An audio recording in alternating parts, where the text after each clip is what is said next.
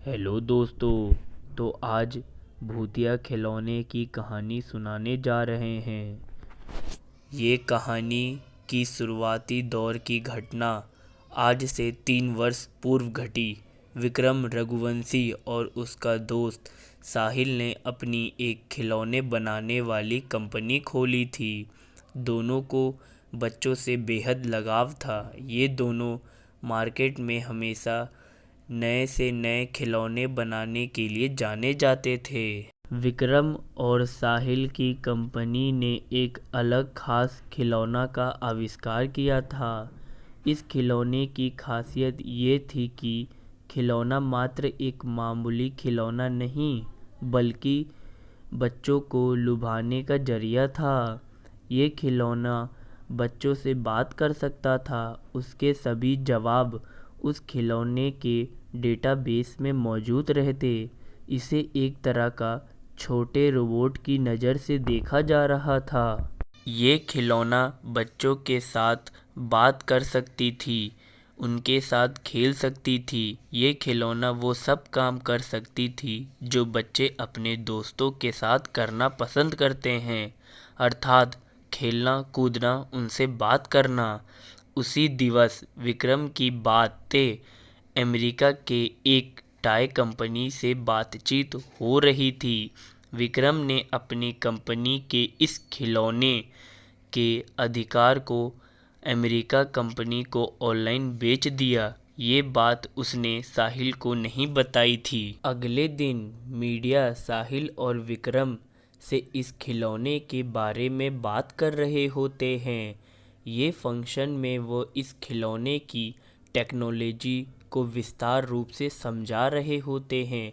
इस इंटरव्यू और launch event का प्रकाशन पूरे विश्व भर में हो रहा होता है। भारतीय समय अनुसार जब शाम का समय प्रगति पर था, उसी वक्त अमेरिका से एक खबर आई जिसके तहत साहिल और विक्रम की कंपनी के इस खिलौने पर चोरी का आरोप लगा।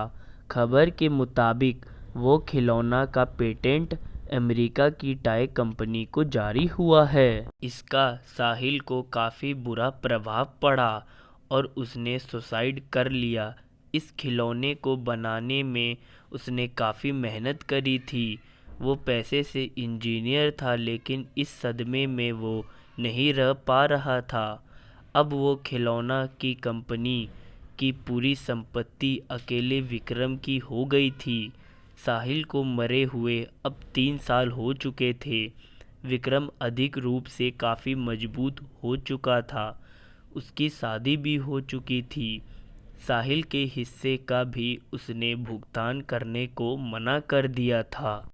एक दिन जब वो रात के 9 बजे अपने ऑफिस से घर की ओर निकल रहा था, तो उसे अपनी रॉयल्टी के कागज़ ढूंढने थे ताकि वो उन कागजात को अपने पास संभाल सके। इसी कागज़ को दिखा के ही उसे अमेरिका की कंपनी ने रॉयल्टी देने का वादा किया था। वो कागजात ढूंढने लगा। ऑफिस से सभी कर्मचारी चले गए थे। उसे वो कागजात ढूंढने में काफ़ी समय लग रहा था। वो कभी कंप्यूटर के टेबल पर ढूंढता तो कभी कागजात सभी तहखाने में ढूंढता, लेकिन उसे हर बार निराशा मिली।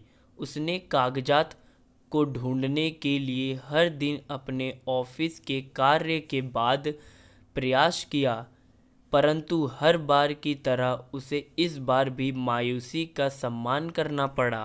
वह इसके बाद लगातार डिप्रेशन में जाने लगा था। अमेरिकन कंपनी अब उसे रॉयल्टी पर भी ब्रेक लगाने में सक्षम थी। ये उस कंपनी का नियम था कि जिसे भी वह रॉयल्टी देंगी उसे हर 3 साल बाद रीन्यू करवाना होगा, जिसके लिए उसके एग्रीमेंट के कागजात दिखाने होंगे। वो अब कागजात को ढूंढते हुए हार जाता है। उसे इस बात का डर रहता है अब उसे रॉयल्टी नहीं मिलेगी।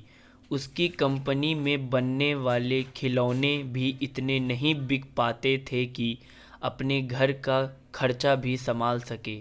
उसने सोचा कि अब वो कंप्यूटर में सेव फाइल में समझकर वैसी डॉल बनाएगा ताकि उसकी कमाई हो जाए। तकरीबन 2 से 3 महीने उसने घर में न जाने का फ़ैसला किया। उसने अपना फ़ैसला अपनी पत्नी को बता दिया था। इन 3 महीनों में उसे अमेरिका कंपनी से मैसेज आ गया था कि वो उसे अब रॉयल्टी नहीं दे पाएंगे। ये फ़ैसला उसके लिए हैरान कर देने वाला नहीं था, क्योंकि इस निर्णय से वो पहले ही वाकिफ़ था।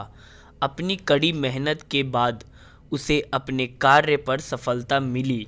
उसने वह खिलौना बना दिया। उसका बच्चा भी उसके इंतज़ार में राह देख रहा था। विक्रम अपने घर की ओर निकलते हुए विक्रम ने खुद से बनाया हुआ खिलौना अपने बच्चे के लिए ले जाना ठीक समझा। विक्रम ने सोचा कि अब उसकी ज़िंदगी बदल जाएगी, वो फिर से खुशी भरा जीवन जीने लग जाएगा। लेकिन उसे क्या मालूम था कि ये खिलौना उसका वर्तमान में एक बुरे लम्हे का आगाज करेगी। जैसे ही वो गाड़ी में उस खिलौने को लेकर बैठा, उसके साथ अजीब घटना घटित होने लगी। गाड़ी का पेट्रोल अचानक से पूरा ख़त्म हो गया। गाड़ी स्टार्ट भी नहीं हो पा रही थी। कार के गेट खुद ब खुद बंद हो गए। उसे घुटन महसूस हो रही थी। खिलौने में से अजीब से हंसने की आवाज़ आ रही थी। ये हंसी की आवाज़ विक्रम के कानों में दर्द पैदा कर रहा था। वो बेहोश हो चुका था। जब उठा तो खुद को अपने घर के बाहर पाया। उसके रोंगटे खड़े हो गए। वो घबराया हुआ था। वो डॉल लेकर जल्दी से अपने कमरे की ओर भागा। उसे ऐसा देखते हुए विक्रम की पत्नी डर गई थी और बच्चे ने हाथ में डॉल देखा तो वो भी अपने पापा की तरफ नन्हे कदमों से दौड़ा। विक्रम ने वो डॉल झट से अलमारी में छुपा दिया और उसका ताला लगाकर चाबी अपने पास रख लिया। ये सब होने के बाद तुरंत कंपनी के मैनेजर को फ़ोन किया और उस खिलौनों को बनाने से रोकने को कहा। अगले दिन वो अलमारी में उस डॉल को निकाल कर समुद्र में डालने का सोचने लगा, लेकिन जैसे ही उसने अलमीरा खोला वो हैरान रह गया। अलमीरा में वो डॉल नहीं थी। वो चिंतित हो गया। वो जल्दी से तेज रफ्तार में भागा।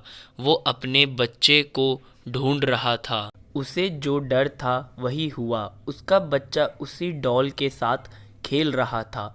विक्रम अपने बच्चे से डॉल खींचकर ले गया। वो डॉल उसके हाथ में आते ही वो अजीब हंसी के साथ हंसने लगा।